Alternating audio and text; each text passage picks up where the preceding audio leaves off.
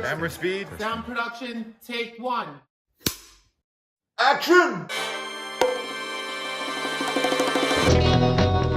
Welcome to From Beneath the Hollywood Sign. If you love old movies, Hollywood history, or the golden age of filmmaking, you've come to the right place. This is the podcast that talks about amazing stories of Tinseltown from another era. Hear fascinating conversations with writer-producer Steve Cubine, who quite literally lives just beneath the Hollywood sign, and actress-writer Nan McNamara. Now your hosts, Steve and Nan. Hi, everybody. Welcome to a new episode of From Beneath the Hollywood Sign, and we're so excited today. We have a very special guest with us, and she is a friend of mine that I've known for probably 10 years, at least.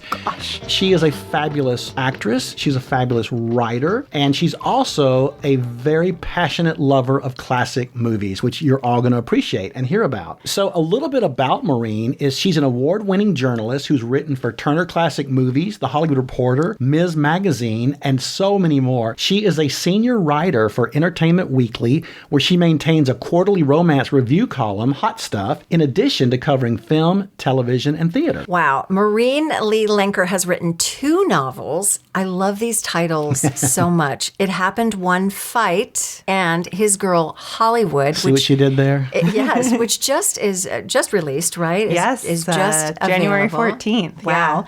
Yeah. They're both delicious romantic comedies set in 1930s Tinseltown, so perfect for all our listeners out there. Maureen is a proud graduate of both the University of Southern California and the University of Oxford. That's quite fancy. And Maureen calls Los Angeles home, where you'll find her either at the beach, in a repertory movie house, if she is not writing. So welcome, Maureen. Welcome. Thank you so much for having me. So to start, we're curious, what got you interested in classic cinema? I always say my origin story is kind of funny in that it came out of a restriction in that I was not allowed to watch PG-13 movies until I was 13 and R until I was 17, which, you know, in the 1990s greatly limited my pool of options. So true. And classic films, especially those of the 30s and 40s, are not rated. So there was a lot of TCM and renting classic films from Blockbuster when it still existed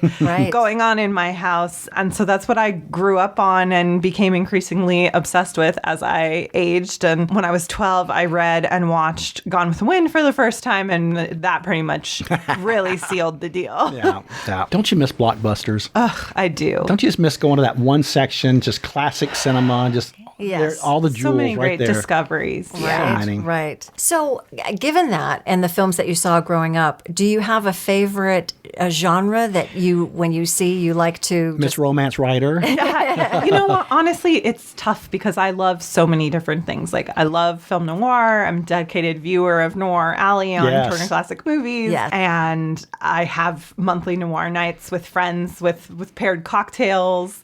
Aww. But I'm also a huge fan of musicals. Gene Kelly's probably my favorite actor of the era. And then, of course, love romances, both melodramatic and screwball comedy. Cary Grant is another fave as well. So I don't really like war movies. Those aren't necessarily my Your thing. faves. Yeah. But everything else, I definitely like. I even enjoy Westerns. That's me. I love all genres, but I'm not so much sci-fi. So That's fair. Yeah, I don't want to. I would say the same. Yeah. I probably watch more modern sci-fi than I do classic because a lot of it's hokey. So cheesy. Right. So true. Well, I'm just curious, like, who are some of your favorite actors and actresses? Who influenced you growing up? Oh, man. Well, I was obsessed with Vivien Leigh after the Gone with the Wind thing, and I read every bio or making of Gone with the Wind that I could possibly read. Humphrey Bogart really resonated with me from a young age, which is weird. I don't know why, like, an 11-year-old girl is like, this grizzled, cynical man is really who's connecting with me. He does look a lot like my maternal grandfather, who I never met. So I don't know if it was some kind of thing like, he looks like the grandpa I never got to meet, and therefore I'm projecting onto him. And what a cool grandpa to have. Right. But really loved him, and then through him became a big Bacall fan as well. Grew up on John Wayne and Maureen O'Hara movies because my grandmother loves John Wayne, loves Maureen O'Hara. So those were the early faves, and then as I explored more, really got into Cary Grant and Gene Kelly, and a big fan of the brassy actresses, be it a Ginger Rogers or a Joan Crawford or a Betty Davis. Roz Russell. I know so we've talked many about good her ones. before. She's so great. Yeah. I mean, stardom in that time was such a different thing, and there are no shortage of people to love. Yeah, Right. I know. You mentioned loving Gone with the Wind and watching that film at a very young age. What would you say would be your top 3 films from the classic era that if you turn on the TV and they're on, you're just going to have to watch it to the end? Oh my gosh. Well, definitely that, which is terrible, especially if you turn it on near the beginning, because there go the next 4 hours of your life. Yeah. You know, there's so many that I watch every year for different holidays. yeah. Like I watch The Quiet Man every St. Patrick's Day. Aw. There's a lot of Christmas movies I love, but White Christmas is my all-time favorite. If the Philadelphia Story's on, I have to keep watching. I Yes. can't turn it Yes. off. Right. Casablanca, I mean, it's iconic for a reason. You can't, you're like, oh, I'll just watch this one scene. And then you're at the end of the movie. 2 hours later, you're crying. Exactly. Exactly. Yeah, I those so are get that. great choices. And one thing, and I think it was the impetus for me starting my blog, was the fact that there's all these classic movies and these incredible performers and directors and artists that people just don't know today. And you being a journalist, I'm sure you come across a lot of this, but do you think it's important for actors and people in the business today to know these movies and to know who these people are and part of the history? And why is it important today to have this knowledge? Yes, I do. I think it's honestly a really underappreciated thing among a lot of modern filmmakers and actors and actresses. Actually, the most underappreciated among modern executives and studio heads, let's say. People say there's 5 stories and everything's a version of that story. And that's true. But I think it's really hard to know where you're going if you don't know where you came from. And Amen. Well said. people will always want to reinvent the wheel, but so much has been already done or experimented with or tried. And there's so much richness in these films and in Hollywood history that I think people can take inspiration from. They didn't have the technology we have today. And so they had to come up with really creative solutions to things that we are maybe not so hard pressed to have to come up with. Yeah. Right. Necessity is the mother of invention, and to see what that spurred, because I often think more creativity and better storytelling can come out of that. I always like to say that, I'm not going to advocate for censorship. It's problematic. The Hays Code is hypocritical in all kinds of ways. Yes. But to see how filmmakers would get around the code Right. and the creative means they did that, particularly Alfred Hitchcock is one of my favorites. His later films, once the code was gone, are... I don't like them. They're terrible. Torn Curtain, I can't sit through Torn Curtain. And it's I think censorship made him good because he had to come up with all these creative sequences and ways to create suspense without showing things. And once he could just show the thing, it became a lot less interesting. Yeah, Right. it lost its luster. Very true. You didn't rely on your imagination as much, Right. which I think is missing in a lot of movies now. Yeah. You don't get to think for yourself. Yeah, Exactly. Right. Getting back to your career specifically, I know you started out with a desire to be involved in the world of academia. How did you move onto the path of being an entertainment journalist for Entertainment Weekly and all the other publications? I had always been kind of a half and half girl. I'd always really loved history and been super passionate about anything related to history. It was my favorite subject in school. And then I'd been a big theater and film kid. Yes. And while I was in college, majored in both film and history and thought I wanted to be a professor. And after doing my master's at Oxford, just realized that the aspects of history that I loved involved talking to people and being out in the world and not in a research library by myself. Yes. Yes. And also, I'll be honest, I was like, academia has so much politics and BS. And if Right. I'm going to put up with that, I might as well go work in the entertainment industry because the only reason I was doing academia instead was because it seemed less cutthroat, and it's actually not. So Right. Well, who knew that academia could be so cutthroat? yeah, and I'd always been a writer, had started so many books that I never finished all through growing up. Yeah. And It's never too late. and took the focus of my film degree. I was not a production major. I was what they called at the time a critical studies major. So it was all about the history and analysis of film. So I had done that all through school, and that's how I liked to look at and think about film. And so it just sort of ended up being a natural transition. Yeah, absolutely. Yeah, interesting. No, it's funny because when I first met you was as an actress. Yeah. Talk about that aspect of your life, and are you still pursuing it? I'm just curious myself. Yeah, I have always loved performing. When we met, I had quit or was about to quit a job I had at USC where I was working in the libraries and doing a lot of museum and communications related work, and was wanting to pursue an acting career. And then when I quit that job, I actually, was like, okay, I'm going to audition, but I'm also going to freelance write, and then we'll just see what happens. And journalism ended up taking off and acting not so much. And now Why? Acting so easy. Why did that not work out?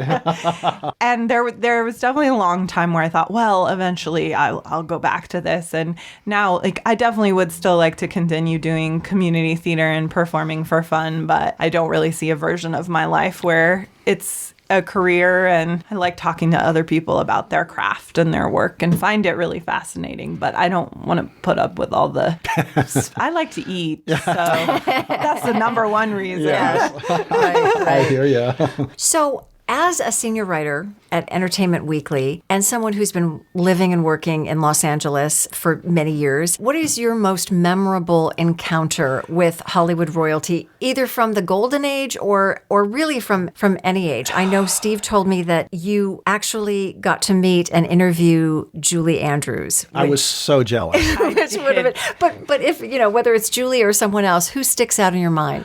No, it was definitely Julie. I mean, I cried when we hung up the phone because, first of all, I answered the phone when her rep connected us, and she's like, "Hello, Maureen," and I'm like, "Oh my God, Mary Poppins and Fraulein Maria just said my name With a beautiful accent." Yes. And then I told her at the end, between those films and more modern Princess Diaries, she was the voice of my childhood in so many ways. Aww. And she got really emotional and was like, "That's so lovely. Thank you." Wow. And it was just a really special conversation. And I don't know that we necessarily talked about anything that she hasn't talked about 100 times, but just to talk about her career and have the opportunity to tell her how much she means to me and meant to me growing up was really special. Right. And it sounds like she met and exceeded who you thought she would be. Yes, absolutely. I mean, I love getting to talk to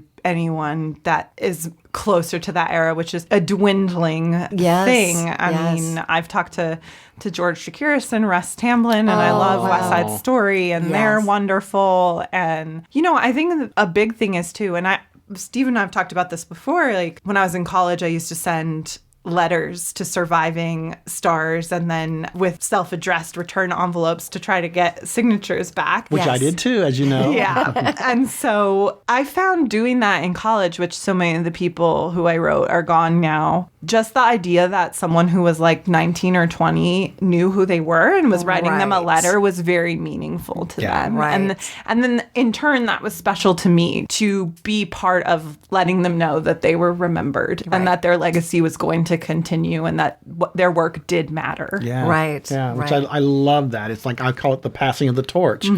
Keep that light alive. Yeah. Which that's why we're all here and we do what we do. Yeah. It's sort of touching again on that transition from history to journalism. They are the same job. It's just you get to speak face to face with your subjects as opposed to having to go dig around in a book for a story. Right. So true. Right. I'm going to go off book a little bit. One of the things that I love the most that you do with Entertainment Weekly, and it's sort of a new thing, I think, and you know what I'm going to say. Every Oscar season, you are tasked with the notion that you're going to match up Oscar-nominated movies with classic cinema films. you do this so brilliantly. I mean, who else besides you could find a correlation or a thematic relation between Killers of the Flower Moon and The Heiress?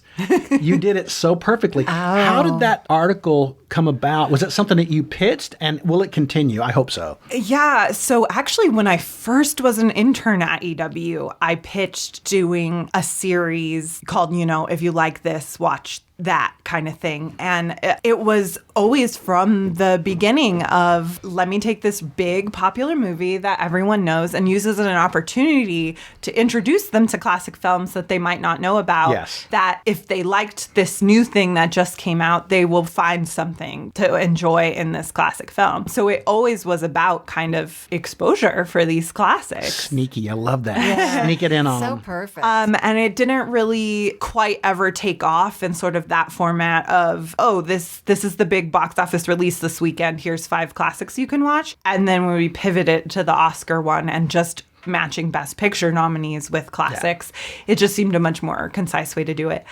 Truthfully, I don't know if I'll get to do it this year or not, because it's not necessarily our most clicked on article. But I love writing it, so I hope I get to do it again. And I love, while I'm watching the films, like trying to think of what would be the correlation. You're so good at it. I mean, some of your comparisons have been just genius. I'm like, how in the world did she make that connection? But you do it beautifully. So I hope so. And I want to go off book one more thing with you, Maureen, because I have you here. One of the things I love so much about you is that somehow through the trajectory of your career, you ended up writing people's obituaries. Mm-hmm. And one of the things I love most is that you ended up writing the obituary of my beloved Marcia Hunt. Yeah. How did that come about? Because I don't know that Marcia would have gotten the coverage she did had you not written that beautiful obituary for her. And I thank you for that. So how did you end up writing some people's obituaries? Well, when you're an intern and you're starting out journalist, oftentimes, especially if there's not other stuff for you to do, they occupy you by asking you to write pre-bits, which is anyone above 80 years old. Get it ready. Just have it together so that when the news unfortunately drops, we're not scrambling. So I did that at the Hollywood Reporter, and that's where I wrote Marcia's. Many years before we had to use it, actually. That's like a true. Good 6 to 8 years before she actually I know, she passed hung on away. there. Wow. She made it to over 100. Real impressive. Yeah, I always think about that wonderful day we had at her house with that interview It was you did so with her. special. And her book, The Way We Wore, about fashion in the era when she was on screen. But just getting to talk to her about her memories and be in her home, which in itself was such a collection of Hollywood history, was really special. But wasn't it like walking back in time? Yes. I mean, I expected Dick Van Dyke to come in and flip over an ottoman because it was stuck in the late 50s. Oh, how wonderful. Can I 60s. tell you something, Steve, that I've never told anyone before? Sure. It Happened One Fight, my first book, and I describe the engagement scene on Joan's back patio with her pool.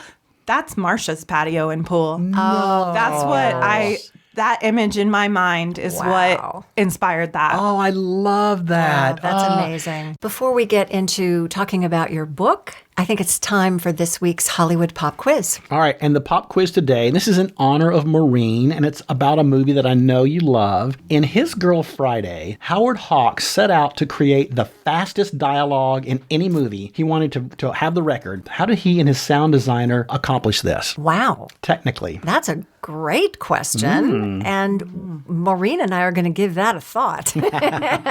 And we'll be back with the answer and more with the wonderful writer Maureen Leigh Lenker after this.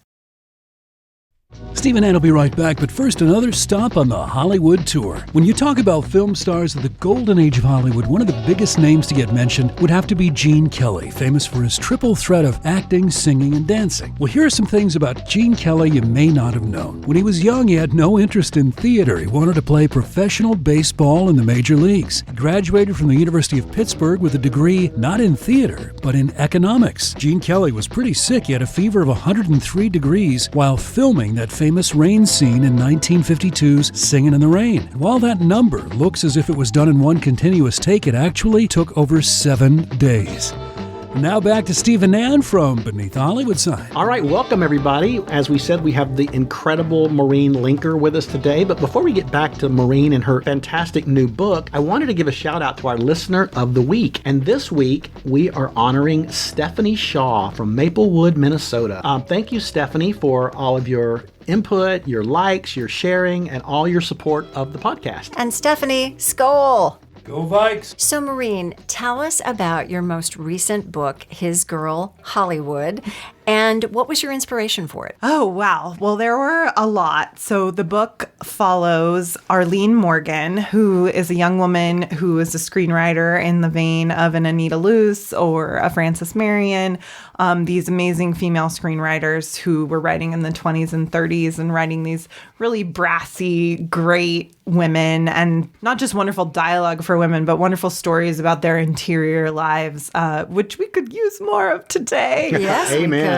And so she was in the first book as a screenwriter, but she's always dreamed of becoming a director like a Lois Weber or Mary Pickford and all of that. Dorothy Arzner, Ida Lupino. Ida, yes. And so in this book, she's getting her chance to make her directorial debut at a studio. And she's thrilled about that, except it's going to be a musical. And they're bringing the most recent toast of Broadway, Don Lamont, out to be her leading man. And he is her childhood crush. They grew up next door to each other. They were best friends. And he left for New York 10 years ago, and they haven't spoken since. And I can't believe he never called her or spoke to her. It's just wrong. I know. So it's so much wrong. easier in the 30s, though. It's like... It is. It's a lot... It actually requires a lot more effort to reach out to someone. Yeah. Yes. And money. I Yeah, mean, you know, exactly. yeah. And so inspiration, I mean, Don is very much inspired by Gene Kelly. I knew it. Leonard, I knew it. His Yes. appearance. I mean, he's got a scar on I was his gonna say, cheek, even the in scar. his dimple. That's Gene. Yeah. Kind of the story of him being this big Broadway star who gets brought to Hollywood and makes good. Right. With his choreographer, which in the book is a man named Eddie Rosso, but in real life was Stanley Donen, who Yes. also went on to become a wonderful director. It's Always Fair Weather was very inspirational to me in terms of there's a whole subplot with a gangster and Don trying to get away from his gangster manager, and Gene Kelly's character in It's Always Fair Weather gets sort of entangled in this mobbed up situation. So that was an inspiration. Swing Time, the Fred Astaire and Ginger Rogers film, was an inspiration. There's a scene where they're doing a dance where Don's character pretends not to know how to dance, which comes right from Pick Yourself Up and Swing Time. Yes. And then just a lot of the things I was writing about for Don's part, he is re-envisioning what musical numbers can look like on screen. And he and Arlene are doing that together. And that really is an homage to both Fred Astaire and Gene Kelly and the ways that they changed the movie musical and made it cinematic. Yeah. Right. Absolutely. And then for Arlene, an ode to these great female directors who were so integral in Hollywood's early history and then were pushed out by the studios. Exactly. But also just a reminder of why maybe more feminine traits are really important for directing and why women make good directors. And I really try to emphasize how her sensitivity or her emotionality are actually tools for her as a director as opposed to hindrances. Yeah. And one thing that I love about the book is that you've created this world. And I love that you have characters from both novels now that are you going to create an entire world that you just go back and forth with your novels that use the same people and the same situations? Because I love that Joan and Arlene are friends. Exactly. That was a very cool touch. Yeah. I love the world you're creating. Thank you so much. Yeah, it's my own little invented studio system. So I was contracted for 3 books. So there will be a third after this. And it's going to be Flynn's love story, who is the best friend of Dash, who was the hero of the first book. Right. And you'll see Arlene and Dawn Oh, again. that's so You'll see wonderful. Joan and Dash again. And I do have an idea for another one. So we'll see what happens with that. Okay. But yeah, I love playing in this world, and these characters are very real to me now. Yes. And So there's endless possibilities. Yeah. I mean, you can take this in so many cool directions. For sure. yeah. And so, I mean, Flynn's book will just bring us up to the end of 1938, beginning of 1939. And obviously, there's a lot more Hollywood history after that. Yeah. Gosh, what happened in 1939? You know, mentioning the character of Arlene and her best friend, Joan Davis. So Arlene says to Joan in this book, quote, "You know better than anyone that the world is looking for a reason to count women out, to discredit our success. I'm not going to give them the room to do that." I love the way that you have created these two women who are so strong and resilient. And I wondered if you could share with our listeners what your experience has been in terms of having to fight against this kind of attitude toward women in Hollywood. First of all, it was really important to me to give them a sisterhood, because I think throughout history, it has sustained women and allowed us to fight back against these things.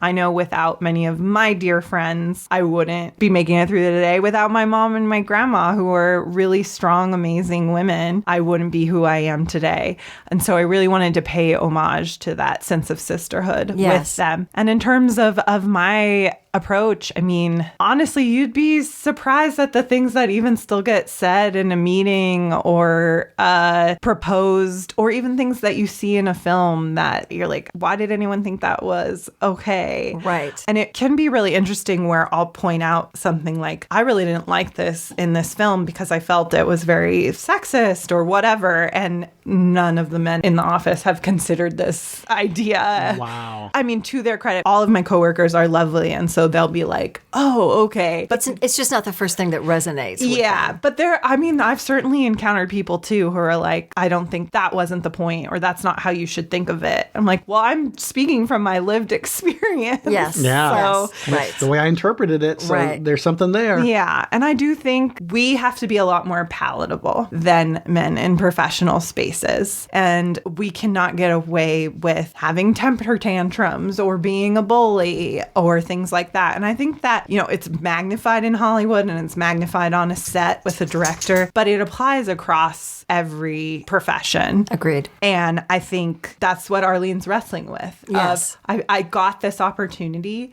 but if I mess it up, I'm not just messing it up for myself. I'm messing it up for every woman who comes after me. Oh, wow. Right, Yeah. right. And you can, in the way that you write the scenes when, especially when she's on her first day on set, you can just feel the eye rolls that the men on set are giving her. And it just makes you root for her even more. Yeah, and a lot of those were things that I pulled from interviews with female directors like Nora Ephron or Greta Gerwig or various folks of things that have actually happened to them on sets or pushback that they experienced and how they've dealt with that on their own sets. Yeah. What I loved about your book is your eye for detail. Like, to me, you really created 1930s Hollywood. And I can see it, I can taste it, I can smell it. Yes. Your eye for detail is amazing. In fact, there are some things that I would go, is that a real thing? And then I would Google it and I'd go, oh my gosh, that's a real thing. So, Well, it brings up, like, what was your research process like? Because the details are so intricate and so great. Well, I have to say it's a great boon to write in a period that I'm already obsessed with and just have consumed and absorbed throughout my life. So a lot of times it's maybe double checking something that I think I remember, but I'm not sure if right. Yeah. Looking at a lot of old maps, a lot of street names have changed.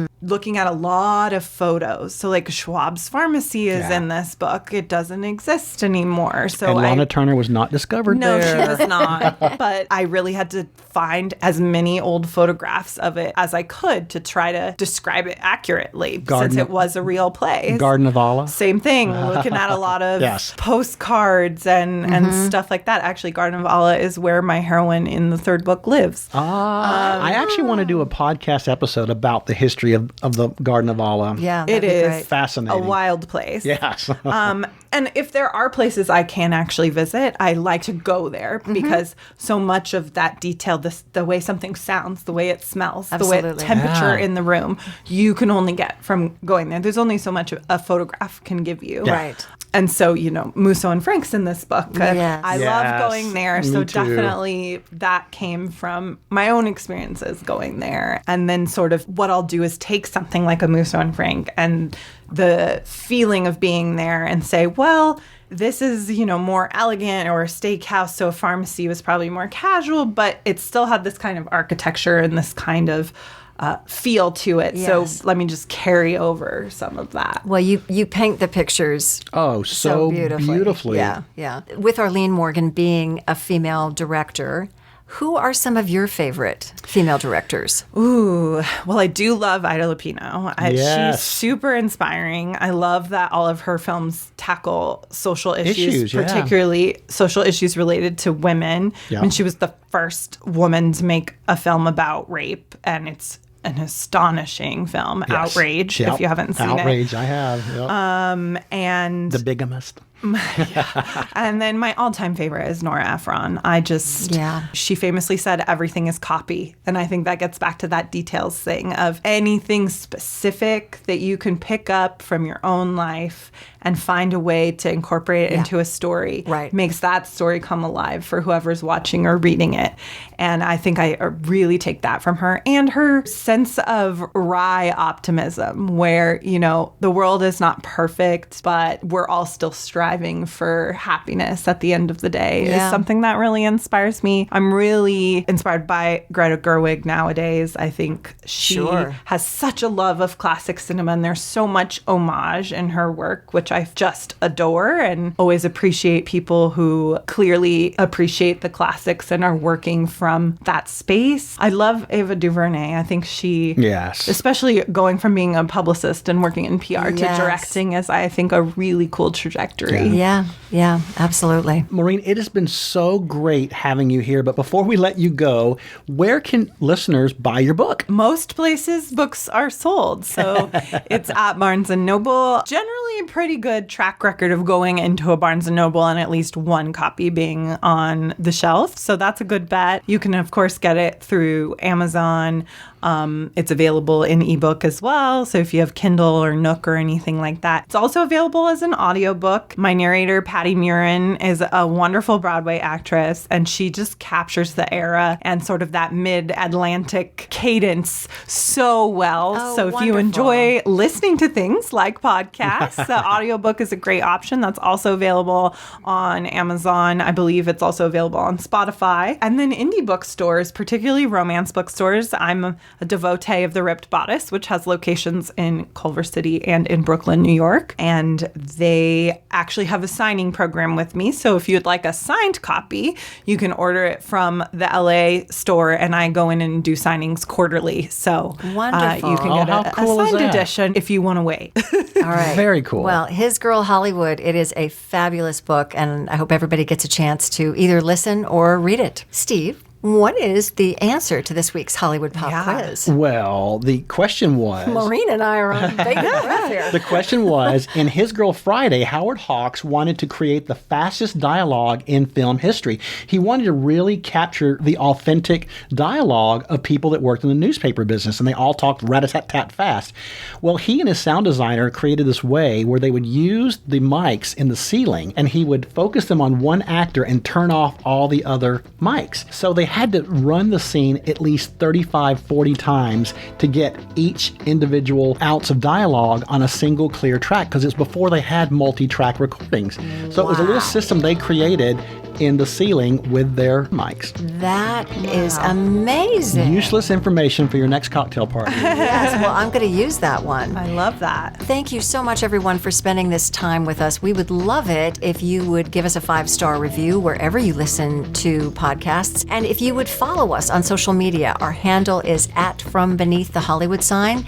You can find us on Instagram and Facebook, and you can watch the podcast on YouTube. And we love hearing from you. We love your emails. Please keep them coming. You can email us at info@FromBeneathTheHollywoodSign.com. That's this week's view. From Beneath the Hollywood Sign. You've been listening to From Beneath the Hollywood Sign with Steve Cubine and Ann McNamara, the podcast that celebrates amazing stories of Tinseltown from its golden era. Join us next week for another episode. and learn something else about Hollywood you probably never knew. Take a moment and give us a 5-star rating and a positive review, and tell your friends about us too. It'll help grow the podcast. Visit Steve's website at FromBeneathTheHollywoodSign.com. The executive producers are Steve Cubine and Nan McNamara. Executive producer and post-production supervisor Lindsay Schnebley. Associate producer and researcher John Price Ritchie. This podcast is part of the Airwave Media Podcast Network. Visit airwavemedia.com to listen and subscribe to their other fine shows like The Box of Oddities and The Shallow End with Schnebley and Toth. Copyright 2025. All rights reserved.